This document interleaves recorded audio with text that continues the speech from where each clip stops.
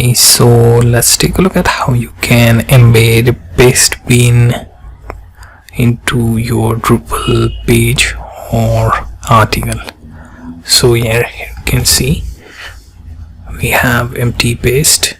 Okay, so I'm going to check syntax language, and here we are going to find something worth embedding. So let's go with C dartboard, or go with any other language of your choice, and let's go with some paste already added by people. Okay, looks like too big, so let me go for something simple like PowerShell or even Bash. Okay, now let's go with Bash status here. Now this is the paste that we found over there. Now in order to embed this, click on embed button. Now here iframe embed you can check, which also has dark mode, so I will choose the simplest one.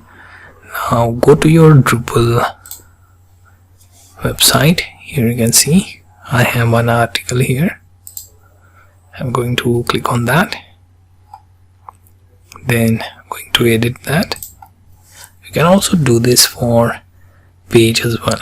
Now in text editor you can see default does not contain HTML code, so click on source and remove any existing text that you don't want, and paste this Pastebin's iframe embed to your Drupal text editor.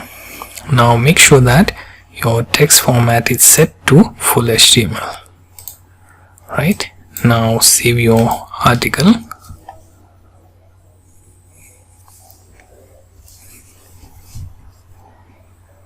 Here you can see, if we scroll to the bottom, you will find the Pastebin paste embedded. Right, depending on file size, you will find scroll to be bigger or smaller. Okay, so this can be embedded into your page as well.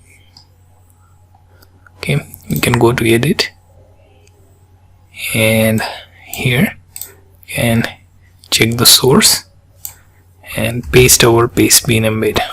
Make sure to check for full HTML in your text editor's text format.